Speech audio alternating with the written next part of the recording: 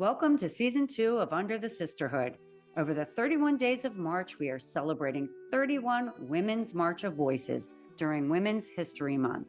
We will have intimate conversations that will uncover each woman's superpower and find out how they use these superpowers to help other women. That's 31 days honoring 31 women and their superpowers. This is a podcast to celebrate women and all that they do in our world. I'm Elizabeth Elfenbein. Let's get under the hood.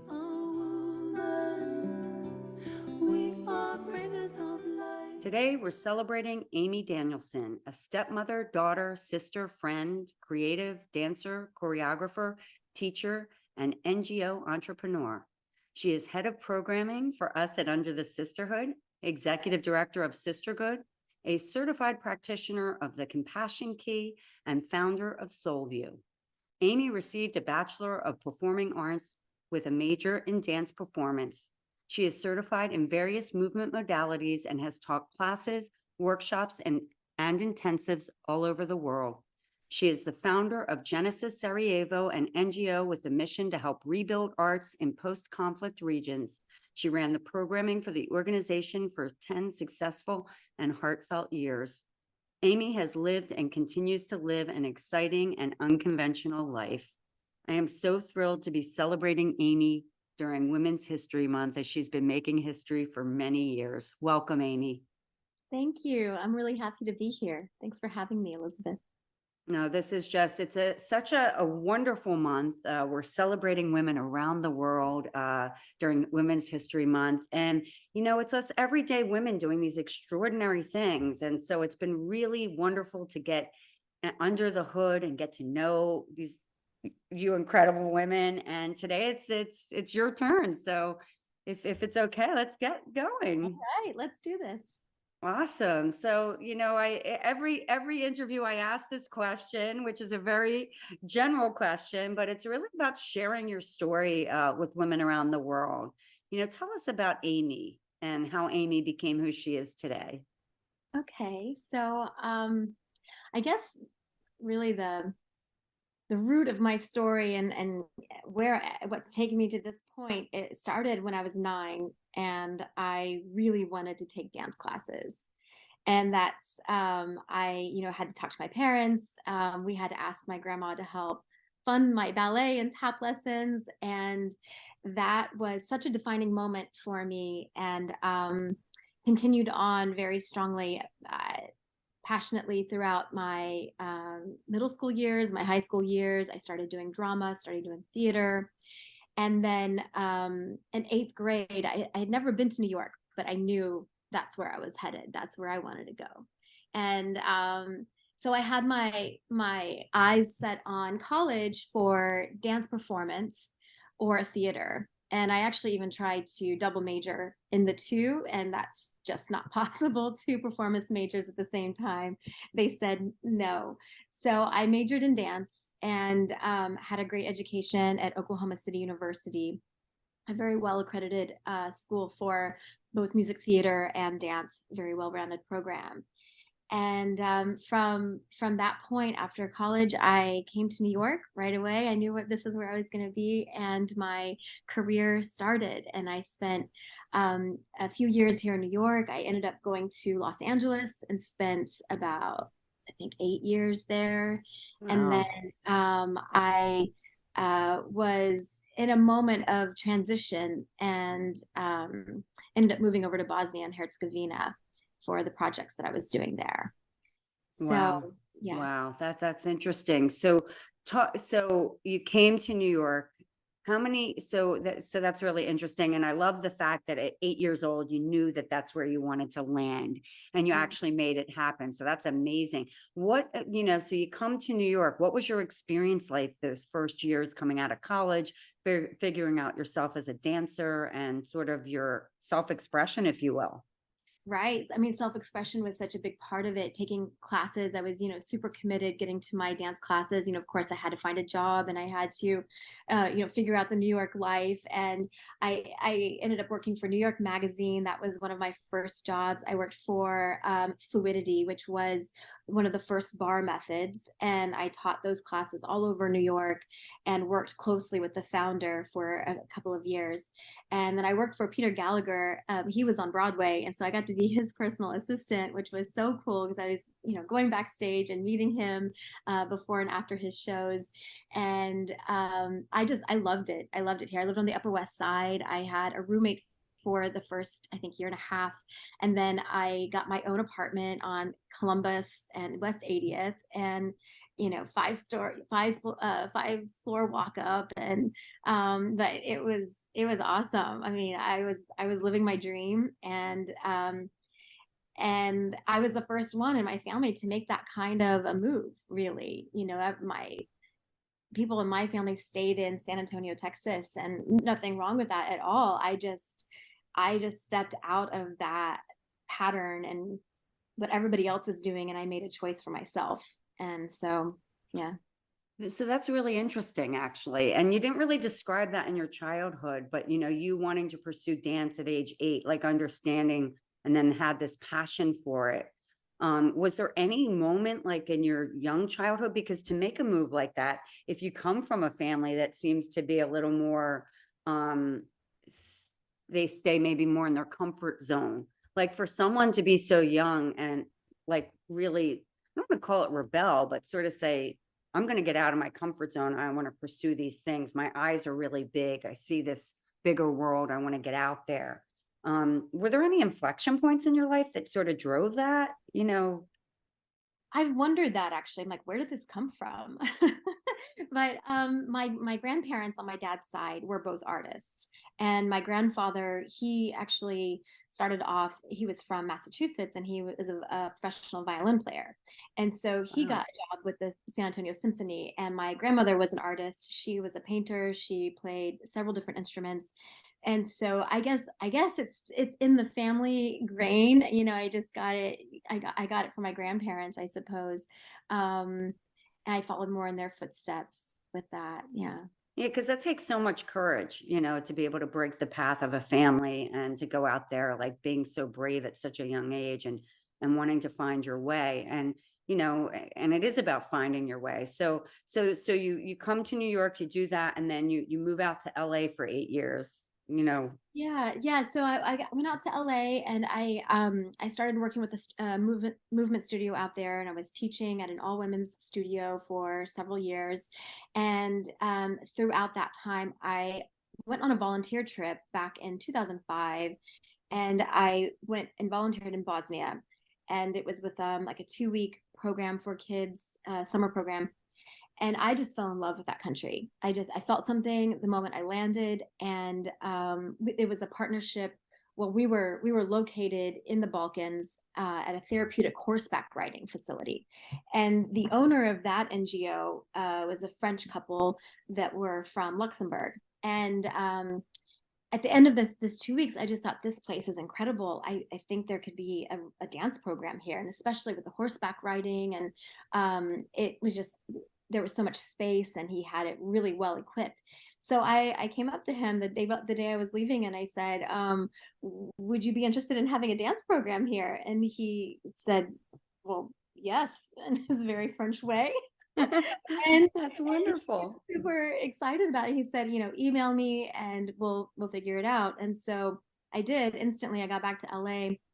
I emailed him my beginning vision for what this dance program could be. I didn't hear from him for a few weeks, and it's one of those things you kind of get bummed, and you think, oh well, it was a good try. And then that's when I received an email, and from that point forward, we built that dance program together through emailing. And I returned less than a year later, June 2006, and we had our very first dance intensive. And I remember I needed to raise money. I wanted to bring tap shoes. I introduced tap to the region, and I wanted to Wonderful. bring ballet shoes, and I wanted to bring just some simple uniforms for a performance at the end.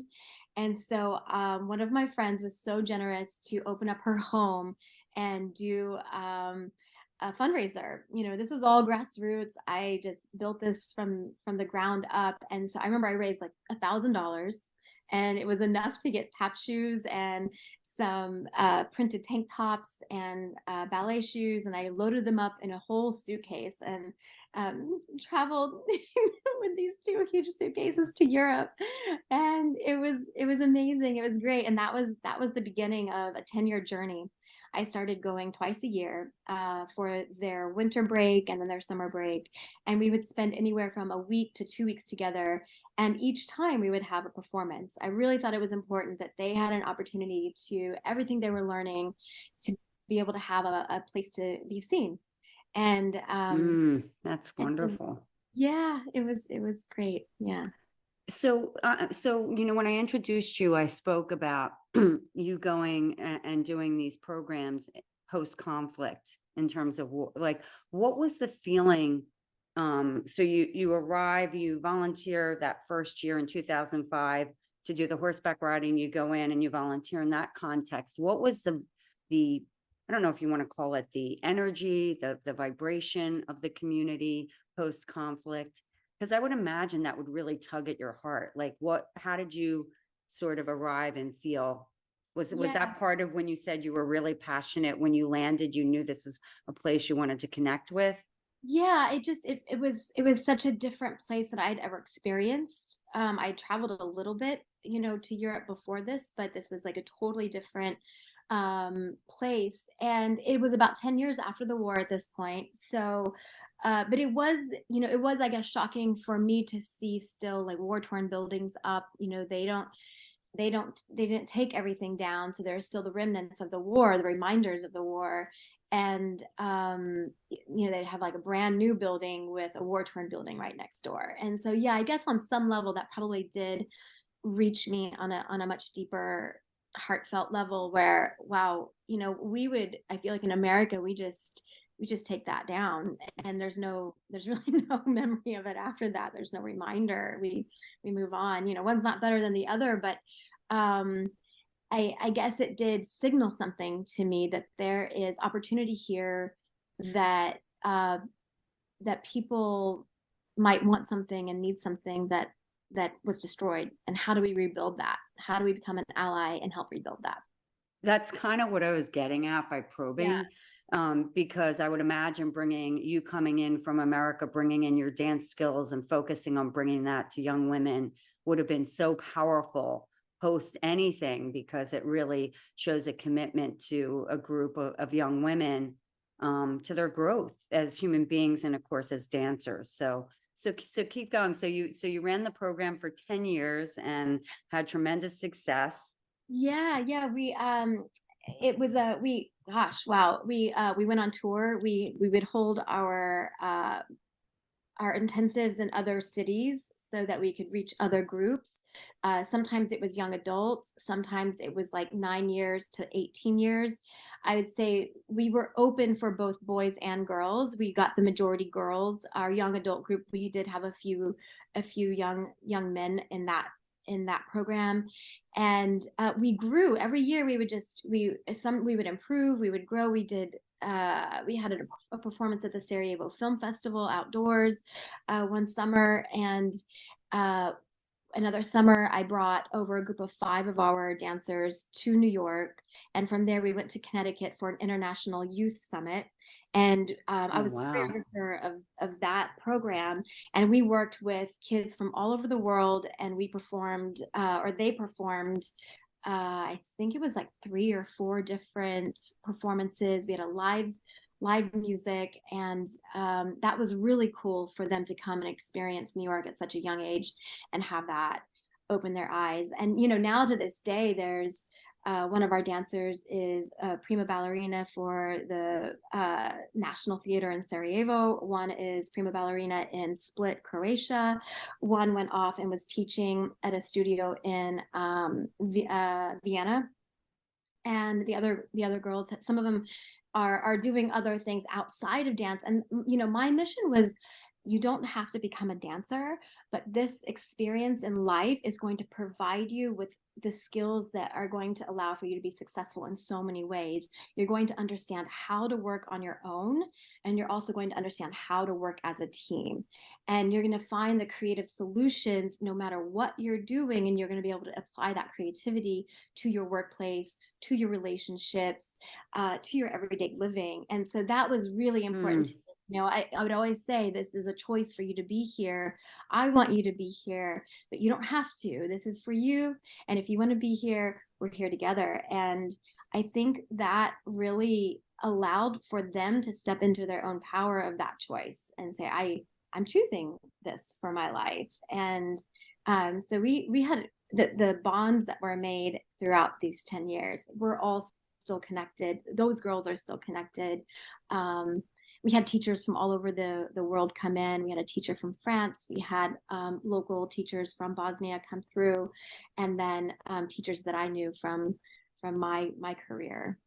That's amazing, and that's beautiful. Thank you for sharing that. I think, what's really interesting is the way you described that it wasn't just about like leaving it a dancer, but all of the life skills you learn. And I think it's much like an athlete when you go out and you do all of that training, all that disciplined work as a dancer, discipline.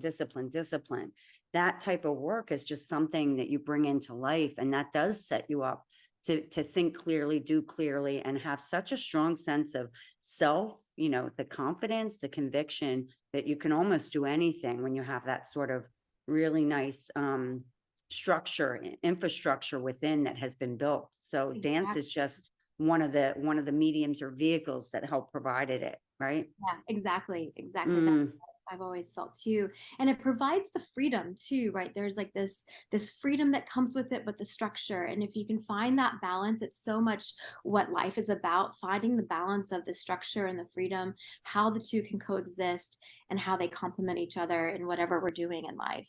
Oh, I love that. I mean, I think we can apply that at any age. It really is about the freedom and the structure. And so that's beautiful. So here you are, you've done this with Genesis Sarajevo. Where are you? So as you move through that 10 years, where are you on your journey now and your story? Yeah, so I eventually made my way back to New York. I was running a dance studio here before the pandemic. And then we moved all of our classes online, and we continued with that until the founder of that studio decided, it was just time to close up. And I started another studio, and that was really great. Got that up and running, and that was amazing. And now I've branched off to start my own company of it's called SōlView reinvention coaching and luxury sailing retreats. So really working with people to make those kinds of bold choices that allow for them to create their own unique path, because I feel like I've lived that so organically, and I can really tap into that life. And so when people are looking to make a career transition, or a lot of things came up for people during the pandemic of realizing, I'm in a career that I'm really not happy with. I've been doing this because somebody told me to do this. This isn't what was beating my heart back when I was 9, 10, 12, however old.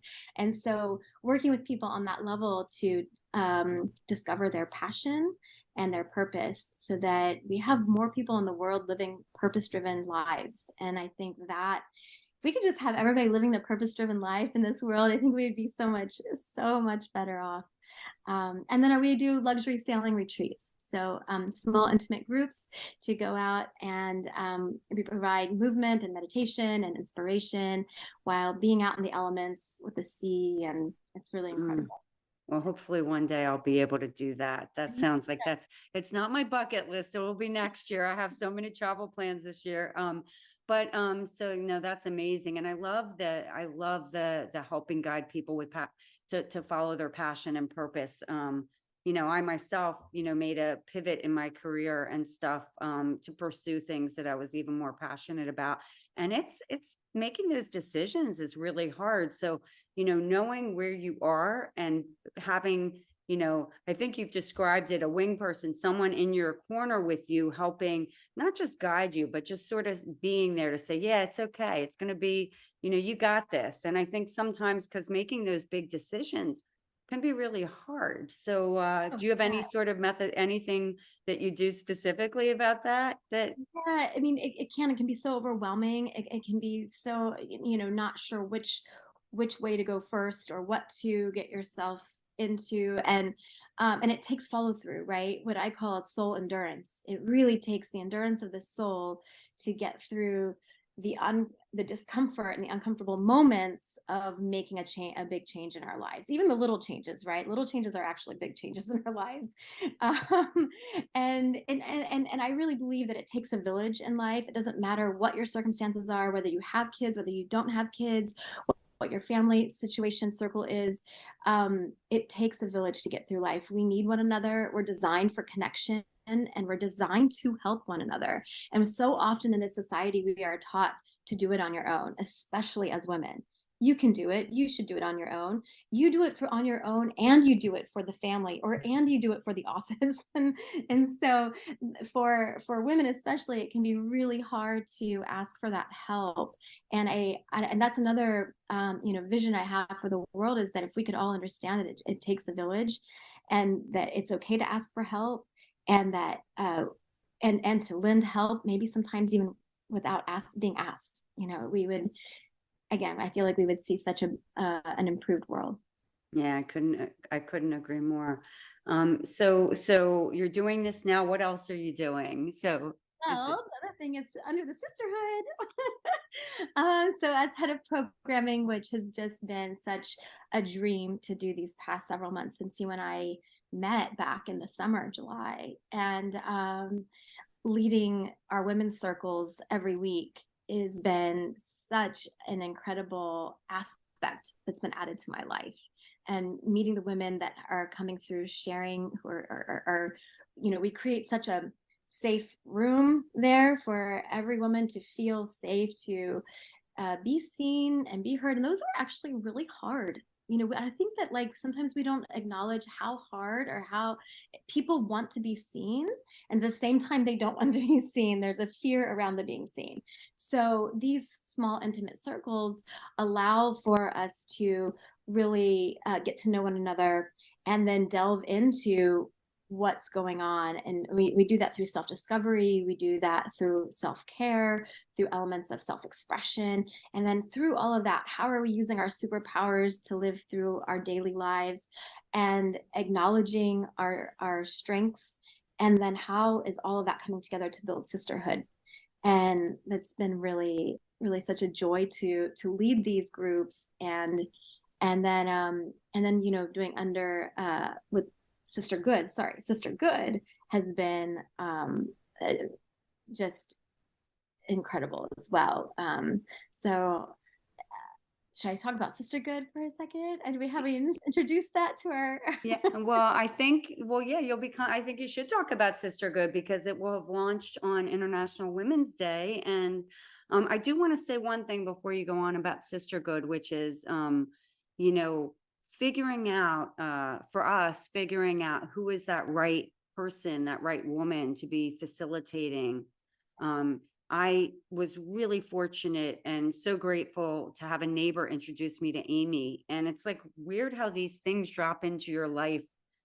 Things happen for a reason. And Amy and I started meeting.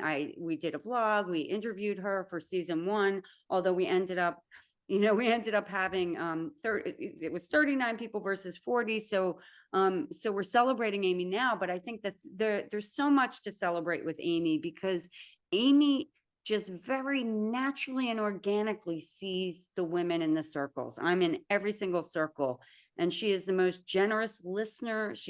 And I say generous listener. She's an active listener, but I would say she errs on the side of generous listening, which makes people feel like they could say anything to her, myself included.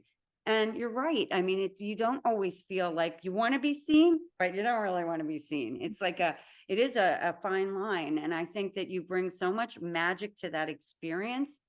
because if we don't create a safe space for women, they're not going to want to share. And so I think that all of the things that you've lived through in your life, the different modalities that you've taught and learned, the young women that you kind of raised through dance and through that experience from Bosnia. And, we were very fortunate to interview one of Amy's students, for many years, Zaluja Keko. She will be celebrated during Women's History Month, but I think it's a testament.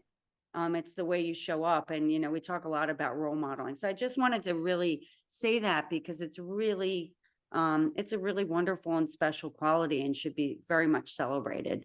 Thank you. Thank you for that. Yeah. So Sistergood.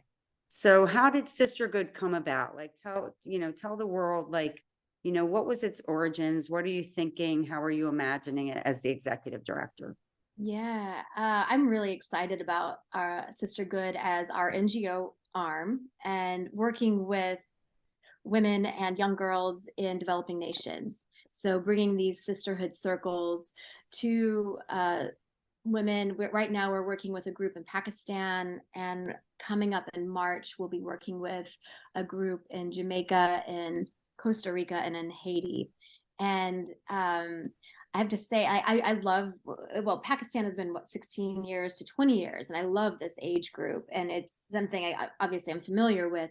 That was a big age group I had working with in Bosnia. So these young girls have been so brilliant. They're so open, and they're so driven, and they're so wanting to absorb information to improve their lives. They're very self-aware, this group from Pakistan, and that's been really, really interesting to get to know them and hear them speak and hear their viewpoints on the world, right? Like some of the stuff that they have come up has been really deep, and how the changes that they want to make in the world and what they want to see for women especially has been really powerful. And to get behind these kinds of groups is like my part of my life's work, to foster these kinds of relationships, to nurture these young women in around the world, to leave the footprints that we need to make the marks to continue to move the needle for a better world and a more equal world, and for women to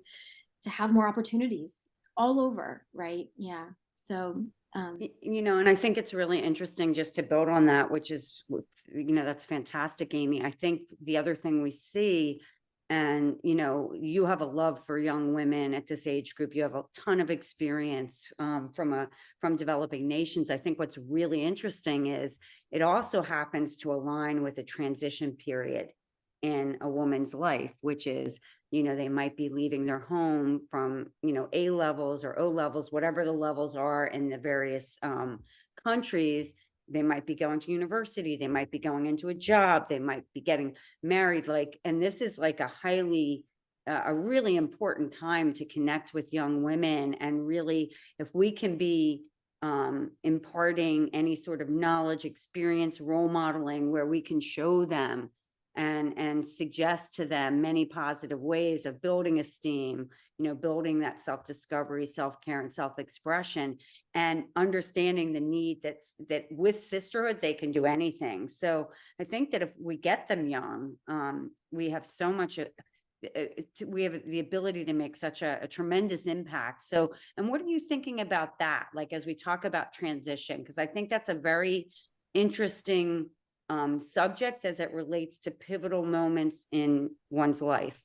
Yeah, I think that's probably, as you're speaking, I'm realizing what it is about that age group that I really connect with. There's something in me that is still so connected with that young voice, that inner knowing at such a young age, to create my life the way I wanted to design my life based on what was fulfilling to me. And if I can help anyone really, especially at that young age, to be making these kinds of, to think through their decisions this way, so that they are able to,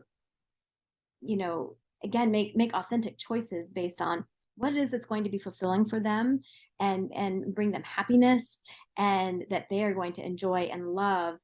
And so I think that transition period, it's so important. It's such a defining moment in our lives. And it's not forever. We can make those decisions and we can come back and we can change and we can rewrite that script at any point. But it is very special to work with that age that is open to that transition, and just how do you get them to think all about the different scenarios and about their life in different ways. Yeah.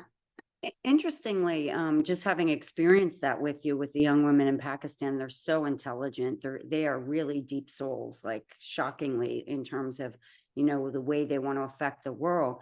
But, we're also meeting these young women, and Amy's leading these young women who were not aware of what's going on in their home environment, in their school environment, in their society.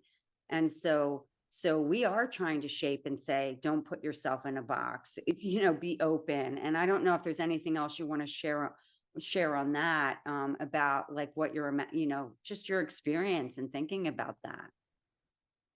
Yeah, I come from the thought, that anything is possible, and it doesn't mean it's going to be easy, right? But anything is possible, and we when we do put our mind to it, and when we do put our creativity to it, we do apply our self-discipline and the freedom to explore, right? Because that's a big part of it, right? Exploring, figuring out what it is that lights you up, what brings that spark to your life. And so I think that bringing that inspiration to that age group is, I guess I find it to be part of how I can serve in this life and in this time. I love And I that. can make a difference in any of those lives where um, they are living out their dream, those whispers that are in their heart. Even when you have a loud voice over here on the side, if they Mm, really listen to that quiet whisper, that is going to be such a guiding um a compass for them in the years to come, right? When you learn, it's a muscle. Listening to that inner guidance, inner knowing, those soft whispers, we really have to um, hone in on that. And the more you tap into it, the stronger it gets for you, and the louder that voice can become. And then it becomes, it becomes a superpower. It becomes a strength. It starts to serve you in so many ways. yeah, that's beautiful and just amazing. I mean, they're so fortunate to be able to connect with you, because you have such a nice way, you have such an understanding, and so I think that that's fantastic. So I don't know if there's anything you want to close with your story part before we move on to the next question. No, I think that's good. Yeah. No, well, you've had just a wonderful and remarkable sort of journey. I don't want to say career because it's not over. And I kind of hate that word anyway, but your journey's been really interesting and bringing forward your creativity and your passions and your purpose to really be of service. You're doing amazing things, Amy. So this question I love, but I love more hearing the answers, which is, what would you say your superpowers, plural, are? Okay. Amy. Let's see. I definitely making bold choices. Uh, Love that one. That's a great one. yeah, So talk about that. So yeah. superpowers, your superpowers making bold choices in what capacity? Um, listening to what I know deep inside, and having the courage to follow that, because we can hear it. The question is, do you follow it? And then do you follow it again and again and again? And that's where we get to develop our soul endurance, right? When you just keep following what it is that it turns you on, lights you up, that you can't deny, that living in any other way is going to be a much more painful life than it would be to get through those discomfort, the discomfort and the uncomfortable moments of growth in what you want to do, right? So That's um, wonderful. yeah, so that, I guess, that's how I would describe the bold choices.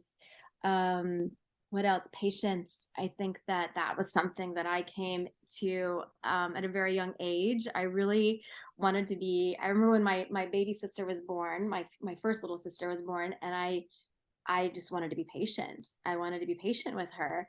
And So so sweet. I Oh, was 9 years wow. old. I was like working on my patience at 9 years old.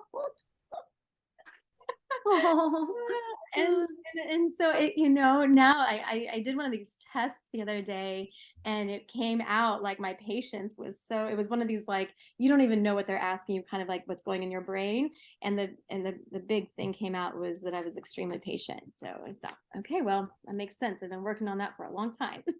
well, that's Amy, that's a wonderful quality in so many ways, because back to the comment about people feeling seen, and that's the generous listening, because you're patient, you really sit in, absorb, and masterfully so. You do it with the intention of wanting to hear someone. So you can Mhm. be patient and just sit there and wait for your turn to speak, or you can be patient and really generously listening because you care that the person feels heard. So I think that has served you well, patience, actually. Yeah, yeah, it really has. I think also another superpower would be taking action. I don't wait. If I have an idea, I start. And I think that's a huge thing in life. We can get a lot of ideas. Sometimes it's just hard to get started. And that's the number one thing you just have to do, is just start and see where that one step takes you, and taking it one step at a time.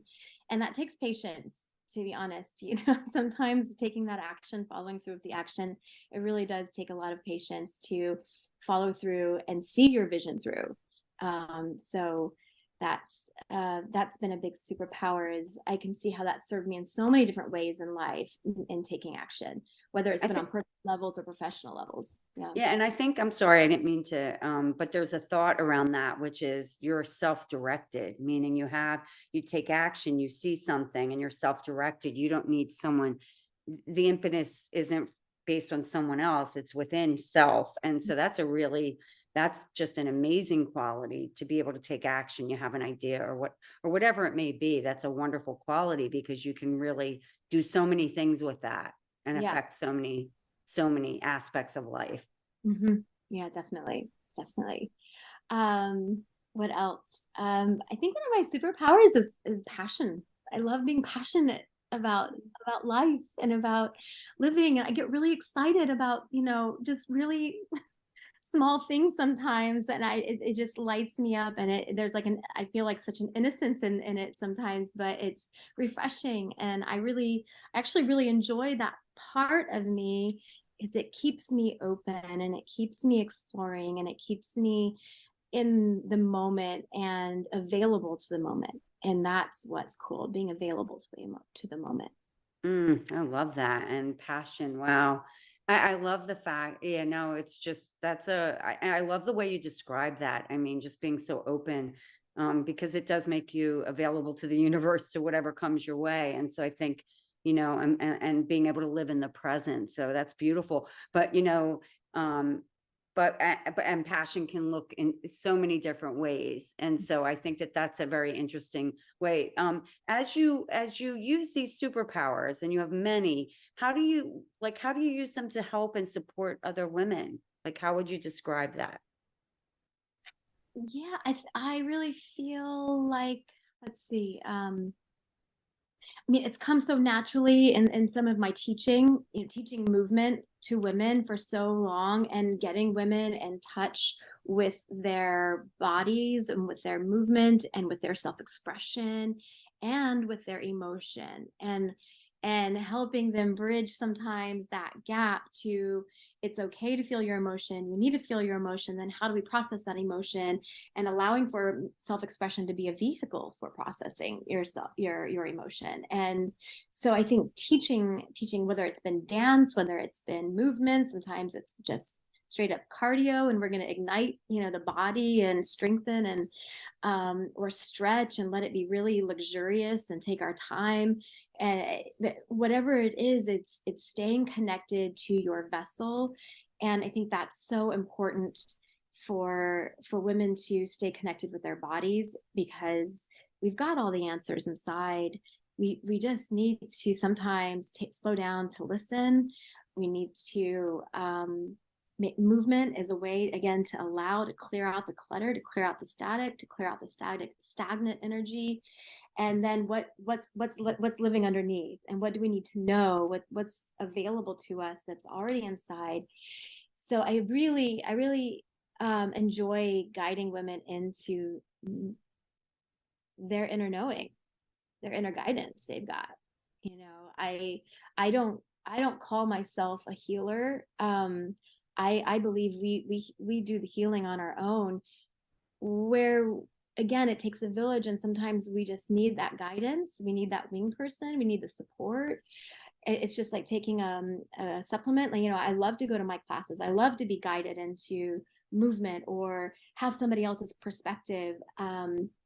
We all need that sort of connection, and that, the more you, I think, allow yourself to be nurtured in these outside ways, finding the people that provide that guidance, the more you are connected to who you are, and then you do have the capability to make bolder choices. You are able to make choices that are authentic to you. You are able to live a life that feels good, and that's yours, right? I love that. I mean, and clearly you're right. Through teaching, you are doing that for women.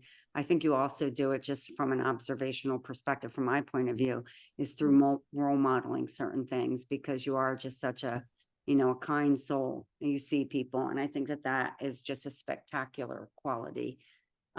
So the conversation is coming to a close, but I have one last question, and I love, well, it's a question. This is your platform today, Amy, to give a message to women around the world, all ages, all backgrounds, LGBTQ, trans, and all cultures. What do you want to say to women around the world?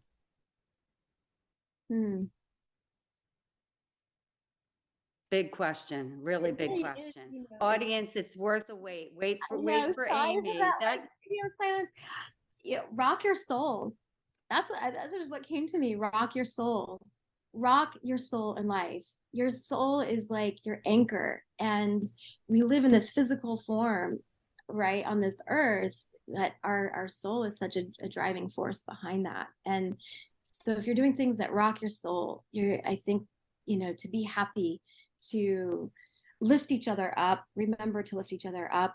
I think that's a big one. See other women, take the time to hold the door open for another woman, take time to smile at somebody you don't know, take the time to extend the kindness, that our world needs so much. And those little, I'm going to call them, I don't like calling them little, because they're big, right? They are big, but it can seem like something small. It doesn't cost you anything, but it can go so far in our world.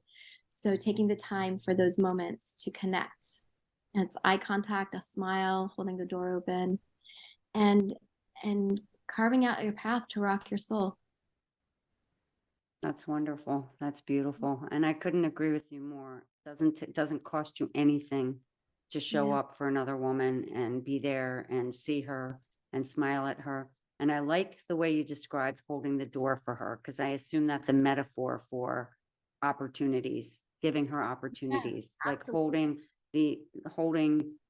one door opens, and one door opens, another door opens, nothing closes, and it keeps opening. And so if women can do that for women, and I think if you're following what Amy's suggesting, which is find what rocks your world. If you're rocking your world, you have that self-confidence, that self-esteem, that conviction that makes you want to help the next sister, right? It's true. It's true. You have the energy fuel for it. And this other thing I'd want to say is, for women too, receive that hand that's reaching out to you, receive that door that's being open for you, receive the smile, so many times I've smiled at a woman in the grocery store and it's like stone face, right? We're not used, some people are not used to that yet, that softness that we can have towards one another and for one another. I always say this in my class, like, your strength and your softness can coexist at the same time. And it's really important to remember that you're still a strong person, even when you're showing your soft side. And yeah. Well, that is just beautiful. I hate to end this conversation. Amy, I'm so grateful and honored to have this time to celebrate you during Women's History Month. You are doing amazing things to make the world a better place. So thank you so much. Thank you for having me. I know, I feel like we could just go on and on. Like we always We could. I'm like, I can yes, I think you're amazing. And, the world's better having you here. So thank And you. thank you for all you're doing for women around the world and for Under the Sisterhood. We see you. Time. Thanks for listening to Under the Sisterhood. If you haven't already, please give us a quick rating and review on Apple or Spotify. And make sure to follow us on Instagram, Facebook, and LinkedIn so you can hear from more amazing women. This podcast is created and hosted by Under the Sisterhood LLC and Elizabeth Elfenbein, produced by Elizabeth Elfenbein and Zach Slaff, and edited by Zach Slaff. The music is by Ayla Schaefer, her song, Rose.